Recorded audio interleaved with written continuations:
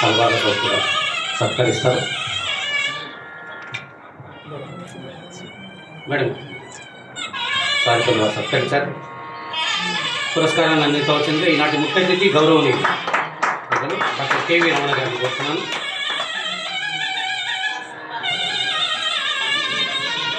ఇది గొప్ప విశేషం. ప్రోత్సాహం ఏదో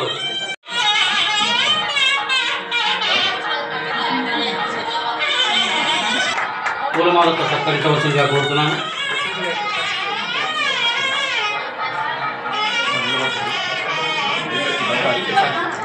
జ్ఞాపికను అందించవలసిందిగా ముఖ్య అతిథి గారు డాక్టర్ కేవీ రమణ గారిని కోరుతున్నాను. ముఖ్య అతిథి గారు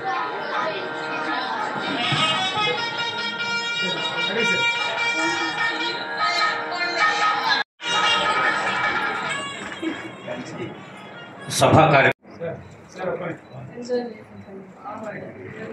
బాలకామేశ్వర గారిని ప్రత్యేకంగా ఈ సందర్భంగా అభినందిస్తూ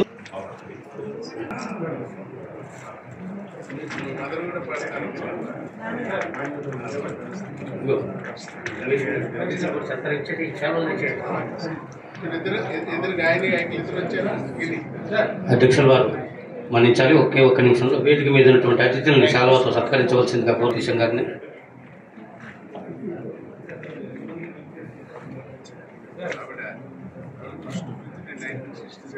తర్వాత పి రజనీ కుమార్ గారిని కూడా శాలువాతో సత్కరించవలసిందిగా సాంస్కృతిక మంత్రి సారిపల్లి కొండలరావు గారిని కోరుతున్నాను. గౌరవనీయులు తెలంగాణ పబ్లిక్ సర్వీస్ కమిషన్ సభ్యురాలు రజనీ కుమార్ గారిని సత్కరిస్తారు.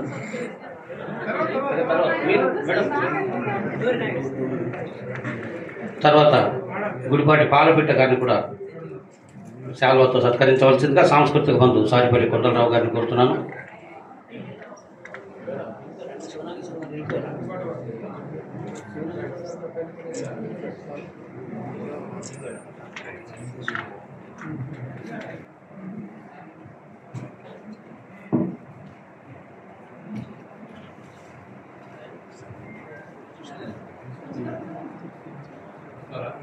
సభకి నమస్కారం.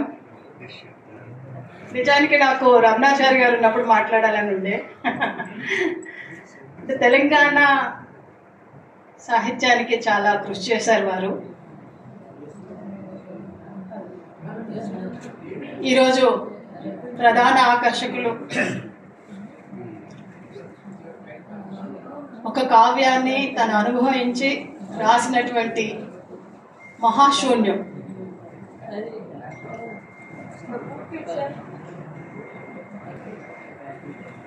తన అనుభవించి తన అనుభవాన్ని కావ్య రూపంలో మన ముందు ఉంచారు.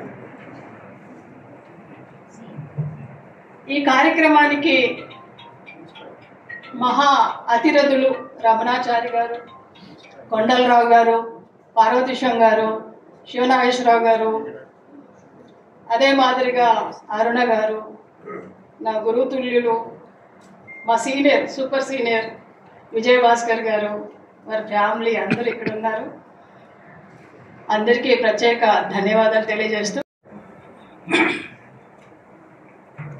ఈనాటి సభాధ్యక్షత వహించడమే కాకుండా ఏ సభలో కనిపించినా ఎక్కడ కనిపించినా నన్ను చాలా ప్రేమతో దగ్గరకు తీసుకొని మా ఊరు కుర్రాడు అని అబ్బాయి మా ఊరు అబ్బాయి అని చాలా ఆప్యాయంగా ప్రేమగా పలకరించే మా పెద్ద ఆయన సారిపల్లి కొండలరావు గారు. ఆయన చేసేటువంటి దాన ధర్మాలు కానీ, వితరణ కానీ, కళాపోషణ కానీ ప్రత్యేకించి చెప్పాల్సినటువంటి అవసరం లేదు. ఎందుకంటే ఈ 2 తెలుగు రాష్ట్రాల్లో ఉన్నటువంటి కవులు, కళాకారులు అందరికీ ఆయన పరిచయం. ఆయన సహాయం అందని పొందని కళాకారులు లేరు అంటే అది అతిశయోక్తి కాదు. వారు మళ్ళీ నా మీద ఇంత ప్రేమను కురిపించటం ఈ కార్యక్రమం ద్వారా వారికి శిరస్సు వంచి పాదాభివందనం చేస్తున్నాను. రమణాచారి గారు ఆయన ఇటీవల కాలంలో చాలా అరుదుగా వెళ్తున్నారు కార్యక్రమాలకి, ఆరోగ్యం అలాగే ఇతర పనుల వల్ల. నేను ఆంధ్రప్రదేశ్ 2 రాష్ట్రాలుగా విడిపోయినప్పుడు నేను ఒక మాట చెప్పాను. అప్పుడు ఆయన లేరు, ఇప్పుడు ఆయన లేరు, మళ్ళీ ఆ మాట చెప్తాను.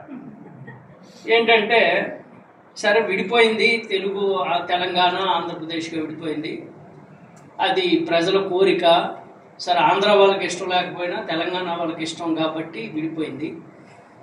అక్కడ హైదరాబాద్ లాంటి మరో నగరం అప్పుడు చంద్రబాబు నాయుడు గారు ఉన్నారు, మళ్ళీ ఇప్పుడు వచ్చారు కాబట్టి మళ్ళీ ఒక హైదరాబాద్ లాంటి నగరాన్ని నిర్మించుకునేదానికి అన్ని రకాలైనటువంటి అవకాశాలు ఉన్నాయి. అయితే ఆంధ్రప్రదేశ్ లేనిది, సమకూర్చుకోలేనిది, పొందలేనివి 2 విషయాలు ఉంటాయి, ఎప్పటికీ అవి తీరవు అని చెప్పారు. ఆ 2 ఏంటంటే, 1 చార్మినార్, 2 రమణాచారి గారు.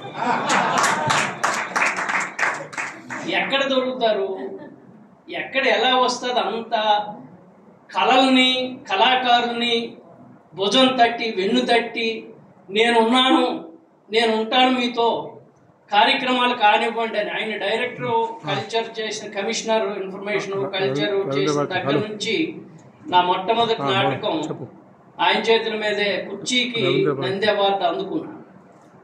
అప్పుడు రమణాచారి గారిని అక్కడి నుంచి చూడటం, దూరంగా చూడటం అంటే అదో మహా సరదా. మాకు అదిగో రమణాచారి గారు అంటుండేవాడు. ఆ స్థితి నుంచి ఎప్పుడు చూసినా, ఏ ప్రోగ్రాం వచ్చినా, నాకు సంగీత నాటక అకాడమీ అవార్డు వచ్చినప్పుడు భార్యాభర్తలు 2 దంపతులు శ్రీకాకుళం వచ్చి మరి నాకు ఆ జరిగినటువంటి సన్మాన సభలో వారి నిండు మనసుతో ఆశీస్సులు అందించినటువంటి సందర్భం ఇంకా నేను ఎప్పుడు గుర్తుపెట్టుకుంటాను. ఇవి ఒక అరుదైనటువంటి వ్యక్తిత్వం. కొండలరావు గారు కానీ, ఒక రమణాచారి గారు కానీ, వీళ్ళు దొరకరు. సామాన్యమైనటువంటి వ్యక్తిత్వాలు కావు ఇవి. అరుదైనటువంటి మనుషులు, అపురూపమైనటువంటి మనుషులు. అలాగే మనకు ఆ రోజుల్లో నారాయణ రెడ్డి గారు సభకు వస్తే అది సరస్వతీదేవి వచ్చినట్టు ఉండేది. మనకి కుంభావ సరస్వతి నడిచి వచ్చి ఆ కళాకారుడినో, ఆ రచయితనో, ఎంత చిన్న రచయిత పిలిచినా నేను వస్తానని చెప్పి వచ్చి ఆ రచయితని ప్రోత్సహించేటువంటి సందర్భాలు మనం చూసాం. ఆయన వెళ్ళిపోయిన తర్వాత ఆ లోటు ఎవరు భర్తీ చేస్తారు? ఆ సాహితీ సంపన్నత ఎవరి నోటి నుండి, ఎవరి ముఖం నుండి పలుకుతుంది? ఈ సాహితీకారులకి ఎవరు సరస్వతీదేవి ఎవరి ద్వారా ఆశీస్సులు అందిస్తారు అనేటువంటి ఒక సందిగ్ధమైనటువంటి, ఒక ప్రశ్నార్థకమైనటువంటి సమయంలో ఓలేటి పార్వతేశ్వరం గారి రూపంలో మళ్ళీ మనకి మాబోటి వాళ్ళందరికీ ఆ సభలు హాజరయ్యి ఆ సభల్ని సరస్వతీ స్పర్శ అందించేటువంటి మహానుభావుడు ఆయన. మొట్టమొదటి ఆయన చెప్పారు, మొదటి కూర్పు ఆయన ఉన్నారు, నేను ఉన్నాను. 2వ కూర్పుకి ట్రాన్స్లేషన్ కూడా ఆయన ఉన్నారు. ఇది ఒక అరుదైనటువంటి సంఘటన ఆయన చెప్పిన. ఆయన అంటే ఈరోజు కొంచెం టైం లేదు కానీ మరో సందర్భంలో ఆయన మాటలు వినాల్సినటువంటి అవసరం ఉంది. నేను అంటే ఇక్కడ అనౌన్స్ చేయకూడదు అనుకున్నాను కానీ టెంప్ట్ అవుతున్నాను. ఓలేటి పార్వతీశం గారిని మనసులో చేసి తొలి నేను అని ఒక కావ్యం రాస్తున్నాను, ఇంచుమించుకు ఇలాంటిదే. దాంట్లో తొలి నేను అంటే ఏంటి, తొలి నేను ఎవరు? అలాగే మహాశూన్యంలాగా అది ఒక ప్రశ్నగానే ఉండనివ్వండి. ఇటువంటి ఒక ఆధ్యాత్మికమైనటువంటి, ఆది భౌతికమైనటువంటి, తాత్వికమైనటువంటి, వేదాంతపరమైనటువంటివి, సిద్ధాంతపరమైనటువంటి విషయాలు చాలా సులభంగా చెప్పొచ్చు ఎవరైనా. వేదాంతపరమైనటువంటి విషయాలు చాలా కష్టమైనటువంటివి, క్లిష్టమైనటువంటివి. వాటి చెప్పడానికి దాని పట్ల వాళ్ళకి అవగాహన ఉండాలి, ఆ విషయం పట్ల వాళ్ళకి అనురక్తి ఉండాలి. అప్పుడు మాత్రమే వాటికి వాళ్ళు న్యాయం చేయగలరు. మళ్ళీ మనందరూ అదృష్టం వశాత్తు ఒక ఓలేటి పార్వతీశం గారి లాంటి ఒక సాహితీ సంపన్నత కలిగినటువంటి సహృదయ స్వరూపం. సాహిత్యం ఉన్నంత మాత్రాన ఆ సహృదయత లేదనుకోండి, కాస్త అలంకారంగానైనా అహంకారాన్ని ఎక్కడైనా ఒకవేళ వంట పట్టించుకుంటే మనం చాలామందిని చూస్తుంటాం. నేను దానికి రావడం ఏంటి, వద్దు, తర్వాత ఇంకొక సభలో చూద్దామంట.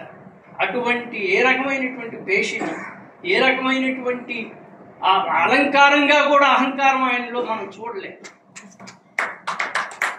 అటువంటి గొప్ప వ్యక్తి.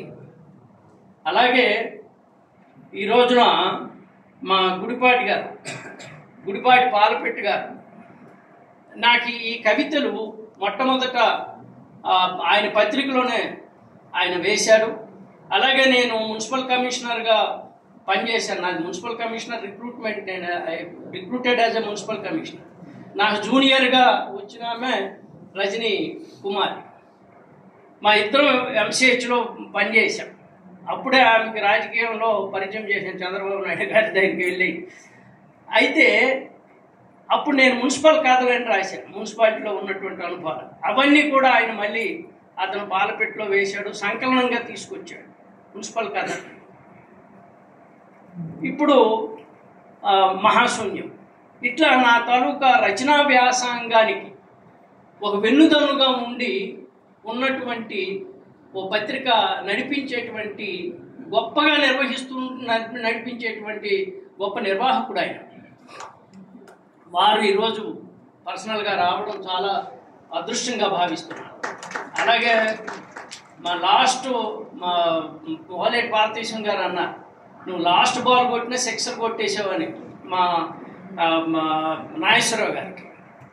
ఆయన సినిమాలు మీరు చూసి ఉంటారు, చాలా హాస్యస్ఫూరకమైనటువంటి సినిమాలు. మణి మణి అని, తర్వాత చాలా సినిమాలు మన నాగార్జున గారు అబ్బాయితో తీసిన సినిమా సిసింద్రి, ఇటువంటి వాటికి పెద్ద డైరెక్టర్ ఆయన.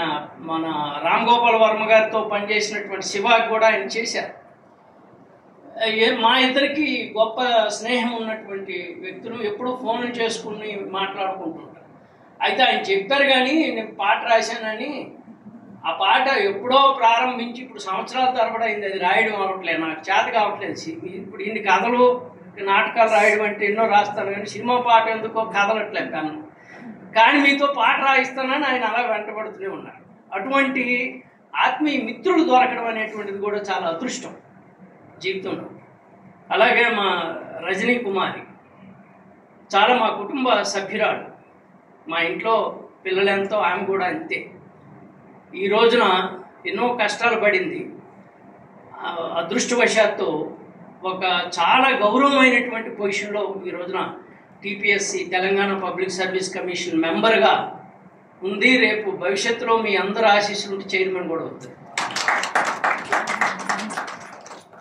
అలాగే ట్రాన్స్లేషను అనేటువంటిది ఒక ట్రాన్స్లేషను వేరు. అక్షరాలకు అక్షరం, మక్కీకి మక్కీ దించేస్తే ట్రాన్స్లిటరేషన్ అది. ట్రాన్స్లేషన్ కాదు.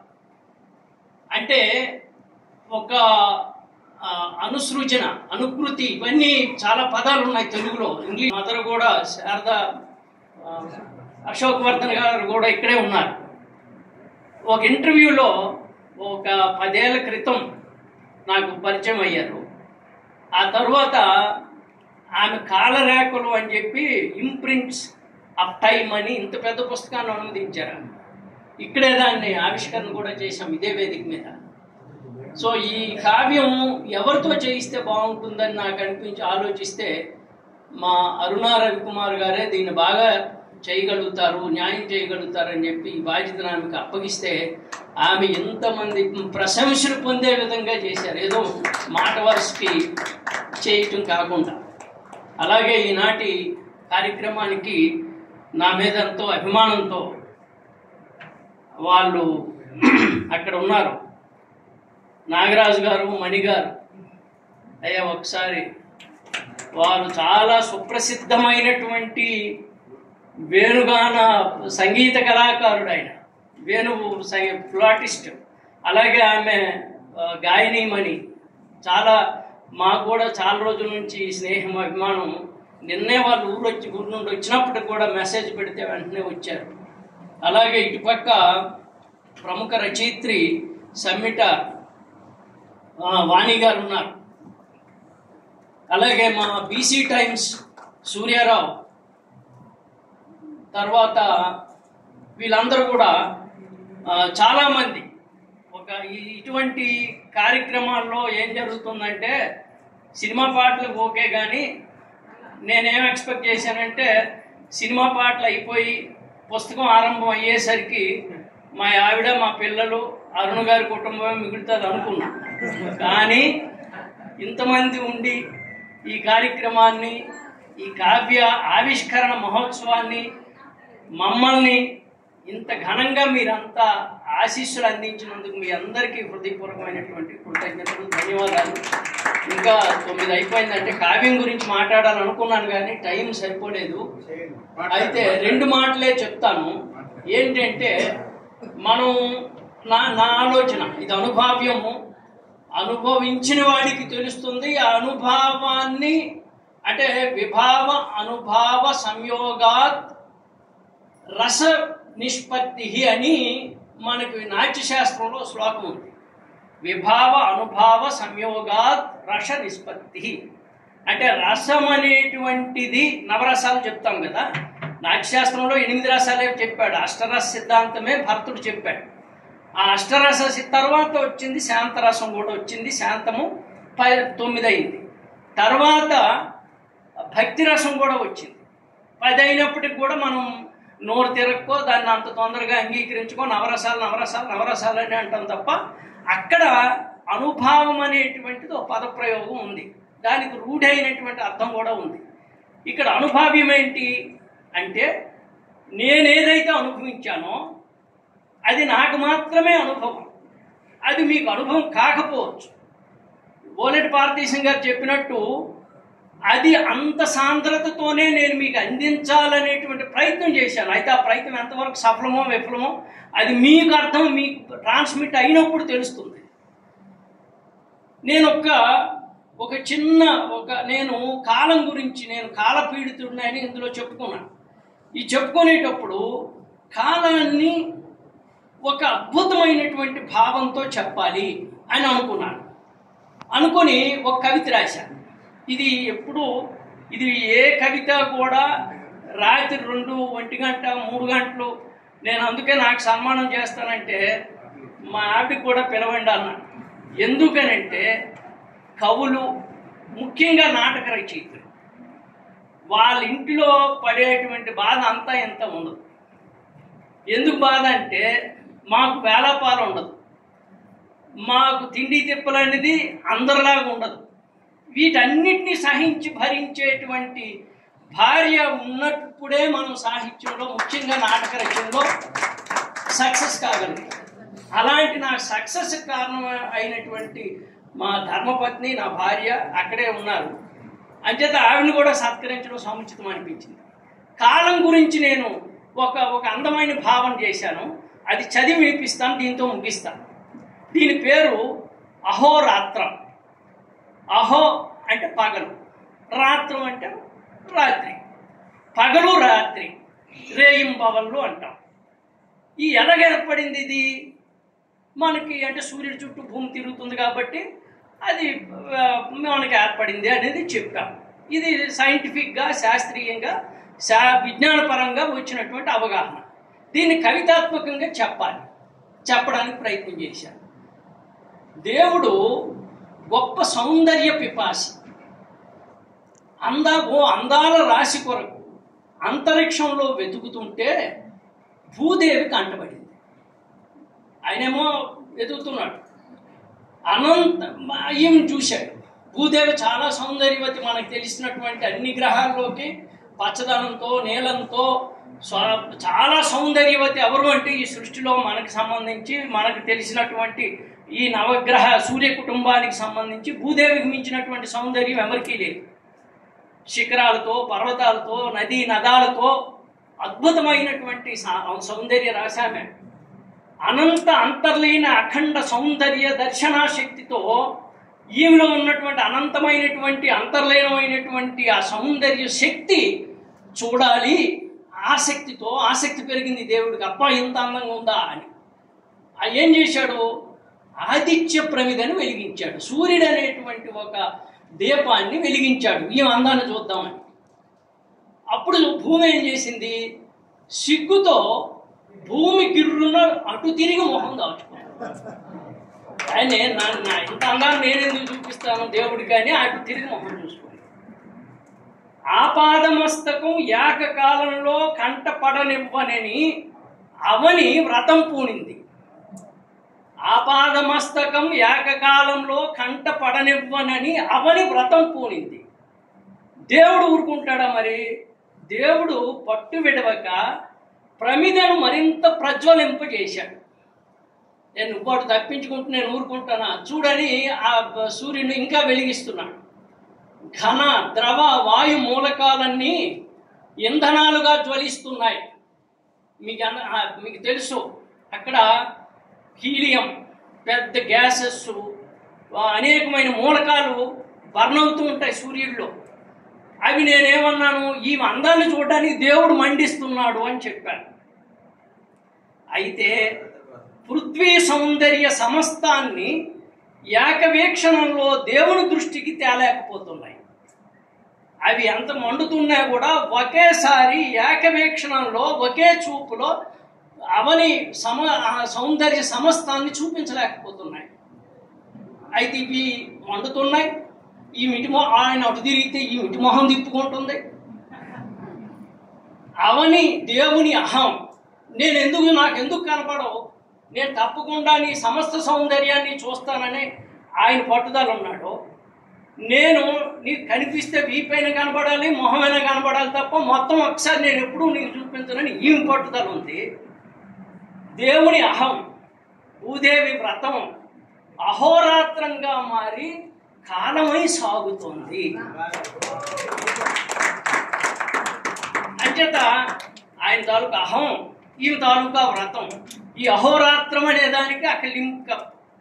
అంటే పగలూరేయి ఎలా ఏర్పడ్డాయి అంటే దేవుడు భూదేవి అందాన్ని చూడాలని అనుకునేటువంటి కోరికతో సూర్యుడిని వెలిగిస్తే ఆ సూర్యుడు వెలుగు అవి చూపించాలని ప్రయత్నం చేస్తుంటే, భూమి తప్పించుకోవాలని ప్రయత్నం చేస్తుంటే ఆ విధంగా కాలం ఏర్పడింది అనేటువంటి ఒక భావన చేశాను. ఇది మీకు కూడా నచ్చుతుంది అని చెప్పి నేను. అలాగే ఇందులో 50 కవితలు ఉన్నాయి. దయచేసి సహృదయ సాహితీ స్వరూపులైన మీ అందరికీ విజ్ఞప్తి, ఇది చదవండి, నన్ను ఆశీర్వదించండి. ఇటువంటిది కత్తి మీద సాగు చేసినంత పని కాబట్టి గవర్నమెంట్ సిస్టంలో మనకు తెలుసు కాబట్టి చాలా వరకు ఎవరైతే పనిచేశారో అంత గొప్పగా పనిచేసినటువంటి భాస్కర్ ఈ మహాశూన్యాన్ని రాయడానికి కారణం ఏంటంటే అన్నీ చూశాడు కాబట్టి మహాశూన్యంలా అనిపిస్తుంది దానికి ప్రపంచం అంతా. మంచి చూశాడు, చెడు చూశాడు, పేదరికం చూశాడు, ధనవంతుడిగా కావడానికి ప్రయత్నం చేశాడు, మంచి పేరు తెచ్చుకోవడానికి ప్రయత్నం చేశాడు, పేదరికం నుంచి పైకి వచ్చాడు, ఇవన్నీ ఉన్నాయి. అంపులు పిల్లగాడు ఇవాళ ప్రపంచం అంతా తెలిసేంత స్థాయిలో పెరిగినాడు అని చెప్పంటే మనం అందరం గర్వించాలి. మా సభాధ్యక్షుల వారు ముందే అన్నారు మా ఊరివాడు అని చెప్పని. అది మా అని అనిపించుకోవడం ఎంతో అదృష్టం ఉంది. అట్లాగే మా విజయభాస్కర్ అని చెప్పి మనందరం అని ఎంత స్థాయిలో ఆయన అలాగే మెదులుతాడు, అలాగే మెసులుకుంటాడు, అలాగే మసులుతూ ఉంటాడు. దీన్ని మహాశూన్యంలో అన్నిటినీ టచ్ చేయడం భావ్యం కాదు. కానీ కొన్నేమో చాలా లెంగ్దీ ఉండేటువంటివి ఉన్నాయి, కొన్నేమో చాలా షార్ట్గా ఉండేటువంటివి ఉన్నాయి. వారు రాసినటువంటి మహాశూన్యంలో ఒక కవిత ఏదైతే ఉందో ఆ కవిత నిశ్శబ్దం. నిశ్శబ్దం అనేటువంటి చాలా చిన్న కవిత. ఆ నిశ్శబ్దం అనేటువంటి కవితకి అరుణ చేసినటువంటి ట్రాన్స్లేషన్ ఎంత బాగుంది అని చెప్పంటే మా విజయభాస్కర్ చాలా నచ్చుతాడు ఈ మాట, నేను అన్నమాట. వారు రాసినటువంటి నిశ్శబ్దం అనేటువంటి కవిత కంటే కూడా అందంగా ఉండేటువంటి కవితని ఇంగ్లీష్లో అందించినటువంటి అరుణకి అభివాదాలు, అభినందనలు. మన చేతుల్లోకి కొద్దిసేపట్లో పుస్తకం వస్తుంది. విజయ్, మళ్ళీ నువ్వు మాటి మాటికి చదువుకో, నీకు అర్థమవుతుంది ఆ నిశ్శబ్దంలో ఉండేటువంటి కొంచెం ఏమిటి అనేది. ఆమె ఎంత గొప్పగా రాసింది అని చెప్పంటే how profound is silence in the continuing undisturbed state while the bud blossoms into a flower, the silence still persists. The same bud will blossom in the mind also అని చెప్పని సైలెన్స్కి 4-5 వాక్యాల్లో ఆ కవితను రాసినటువంటి అరుణ మా రచయిత కంటే కూడా చాలా గొప్పగా వ్రాసిందని చెప్పని నేను మనస్ఫూర్తిగా విశ్వసిస్తూ మాట్లాడుతున్నాను ఈ మాట. ఆమెను పొగడానికి ప్రవర్తిస్తుంటాడు కాబట్టి ఆయనకు తెలిసి వస్తుంది. అలాగే ఆయన 2 శాఖలు అని చెప్పి అన్నాడు. ఆ 2 శాఖల్లో నేను ఇంతకుముందే చెప్పాను నేను, ఒకటి గతం, ఒకటి భవిత, మధ్యలో ఉండే కాండమే వర్తమానం అని చెప్పని ఏదైతే చెప్పారో, జస్ట్ 2 బ్రాంచెస్ అని చెప్పని ఇంగ్లీష్లో అనువాదం చేసింది అమ్మాయి అరుణ. దాంట్లో దాన్ని చేయడం కూడా చాలా కష్టం. అది one is past, the other the future. One is the past, the other is the future. While in the middle the trunk is the present moment in the enduring tree of time. Tree of time అనేది చాలా గొప్ప విషయం అమ్మ. ఆయన కలకాలం ఉండే కాలవృక్షం అని చెప్పని ఎంత గొప్పగా పదప్రయోగం చేశాడో, పదప్రయోగాలు చేసేటువంటి వాళ్ళు కానీ, పద కౌశలం తెలిసినటువంటి వాళ్ళకి కానీ, దాని యొక్క సామర్థ్యం తెలిసినటువంటి వాళ్ళు కానీ, సార్థకత తెలిసినటువంటి వాళ్ళకి తెలుస్తుంది. కలకాలం ఉండేటువంటి కాలవృక్షం అనేటువంటి పదాన్ని అంత గొప్పగా వారు వాడినందుకు ఎంత ఆనందించానో, అమ్మాయి అరుణ కూడా it is in the present moment of enduring tree of time అనేటువంటిది చాలా గొప్పగా వాడామమ్మా. ఎందుకంటే అది అనుభూతి చెందడం అనేటువంటి చాలా గొప్ప విషయం. అందుకని ఆయన అన్నాడు అనుభావ్య కావ్యం అని. మనకందరికీ అనుభవానికి వచ్చేటువంటిది అనుభూతి. కాబట్టి మనకు వచ్చినటువంటి అనుభూతిని మీతో పంచుకోవడానికి నాకు అవకాశం కలిగించడానికి నాకు తోడ్పడినటువంటి మా విజయభాస్కర్కు నేను మరొకసారి చిన్నవాడైనా నమస్కరిస్తూ ఒక్క మాట చెప్పి నేను ముగిస్తాను.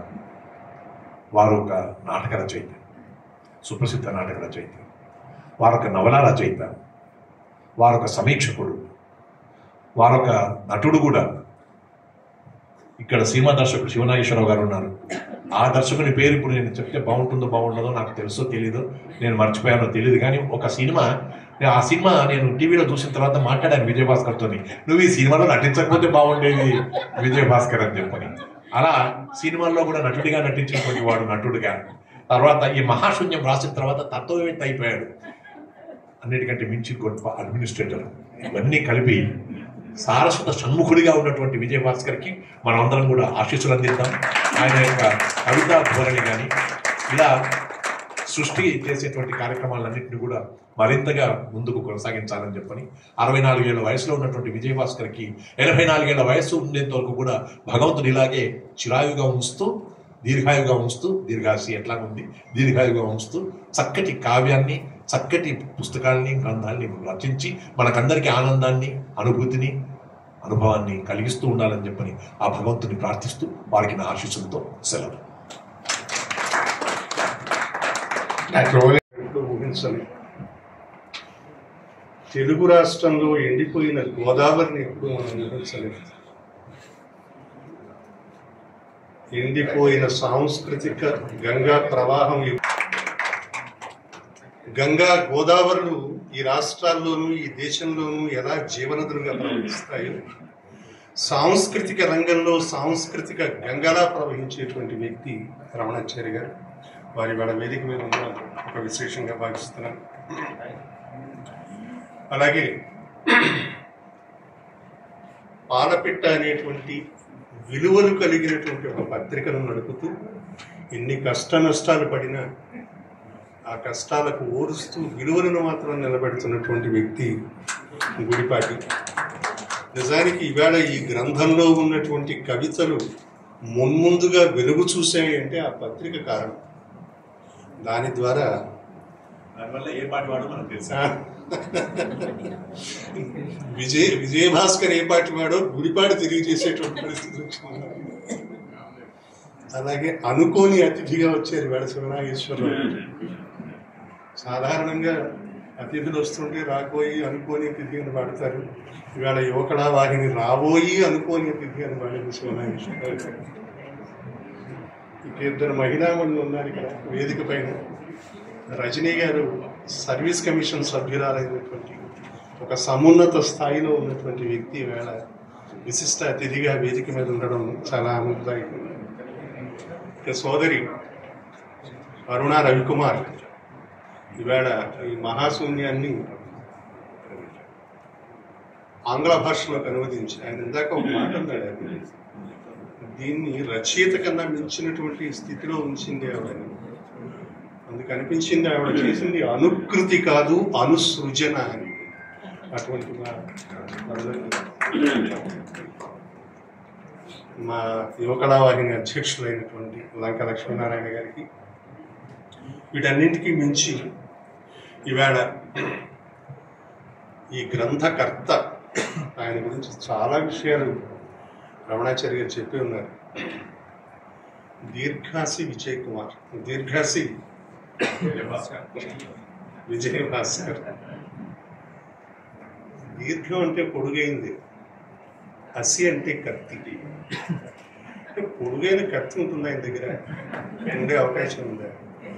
కత్తి కన్నా బలమైంది కలం.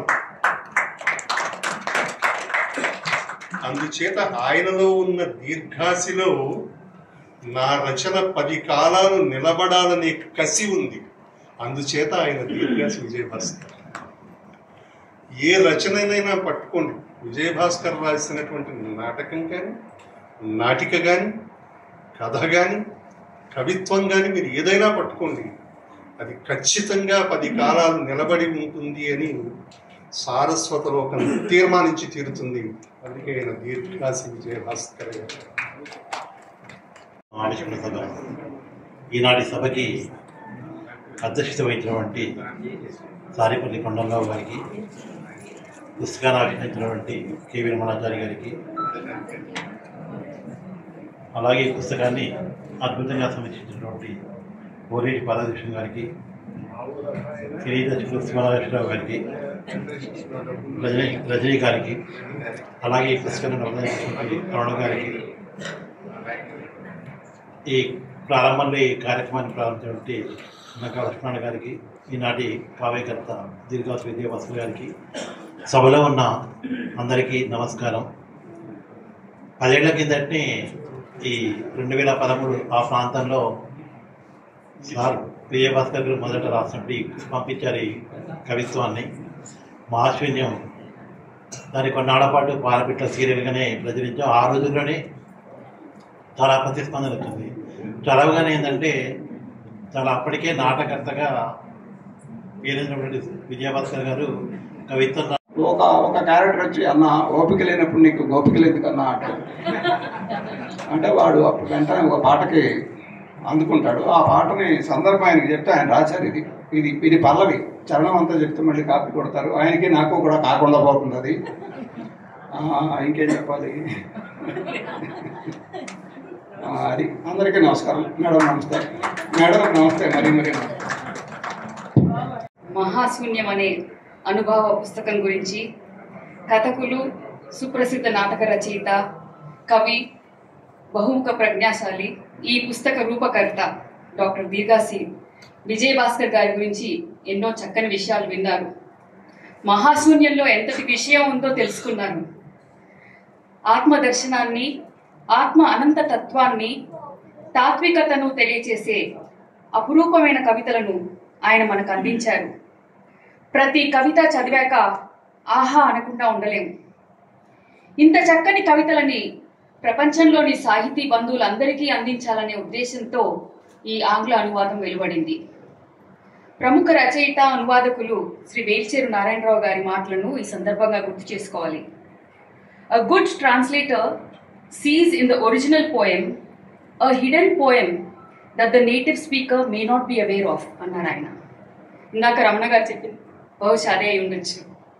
Translation is also an interpretation, because no translation is literal. ఉన్నది ఉన్నట్టు మాటకు మాట అనువాదం చేయలేము, అలాగని అందులో లేనిది రాయలేము. కవిత సారాన్ని, కవి రాసిన విషయాన్ని అదే స్ఫూర్తితో, అవే ఉపమానాలతో అందించడమే అనువాదంలో ఎదురయ్యే సవాళ్లు. విజయభాస్కర్ గారు నాకు ఈ అమూల్యమైన పుస్తకాన్ని అనువాదం చేసే అవకాశం కల్పించడం నేను మర్చిపోలేని అనుభవం. ఇందులో కొన్ని కవితలు విస్మయాన్ని కలిగిస్తాయి, కొన్ని ఆలోచింపచేస్తాయి, కొన్ని సమాధానాలు లేని ప్రశ్నలను మన ముందుంచుతాయి. మొత్తంగా అన్ని కవితలు ఆకట్టుకుంటాయి. ఈ సంకలనంలో ఎన్నో విషయాలున్నాయి. పాలపుంతలు, నక్షత్రాలు, పంచభూతాలు, పంచప్రాణాలు, ప్రకృతిలో సంగీత విభావరులు, మహాశూన్యంలో అంతా ఉంది, మహాశూన్యం అంతటా ఉంది. ఈ కవితలకు పూర్తి న్యాయం చేసే ప్రయత్నం చేశాను. నా ఈ ప్రయత్నాన్ని ఆశీర్వదిస్తారని, ఇది ఒరిజినల్ పుస్తకానికి మరింత వన్నె తెచ్చేదిగా ఉంటుందని ఆశిస్తున్నాను. సెలవు. కొండలరావు గారు సన్మానిస్తారు.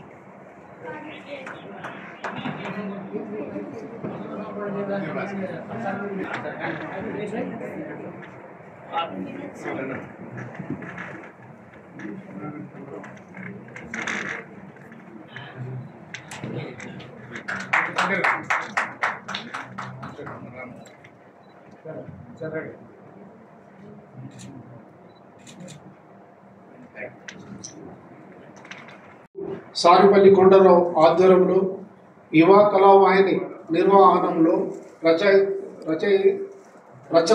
చేయుత డాక్టర్ డి విజయభాస్కర్ గారు రచించిన మహాశూన్యం ఇంగ్లీష్ అవధాన చేసిన రాచకొండ అరుణ కుమార్ గారికి కావ్య ఆవిష్కరణ వచ్చేసిన ముఖ్య అతిథి డాక్టర్ కెవి రమణ గారు ఐఏఎస్, సభాధ్యక్షులు సంస్కృతి బంధు సారిపల్లి కొండలరావు గారు, అక్కినేని నాగేశ్వర నాటక కళా పరిషత్ అధ్యక్షులు, కావ్య సమీక్ష శ్రీ ఓలేటి పరిస్థితి గారు, ప్రముఖ సాహిత్యవేత్త, విశిష్ట అతిథి శ్రీ పి రజనీ కుమారి, తెలంగాణ పబ్లిక్ సర్వీస్ కమిషన్ సభ్యురాలు, ఆత్మీయ అతిథులు గుడిపాటి పాలపిట్ట పత్రిక సంపాదకులు శివ నాగేశ్వరరావు గారు, ముందు కూసుల ప్రేక్షక దేవుళ్ళకి నమస్కరిస్తూ మీడియా వాళ్ళకి మా కొండలరావు గారి ఆశీస్సుల వల్ల 2 రాష్ట్రాలలో మంచి మంచి కార్యం నిర్వహిస్తామని తెలియజేస్తూ, సభకు ముందు సంస్కృతం నిర్వహించిన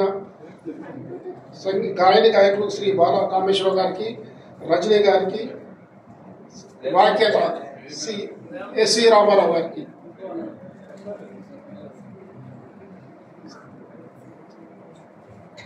సభకు నమస్కారం. Thank you.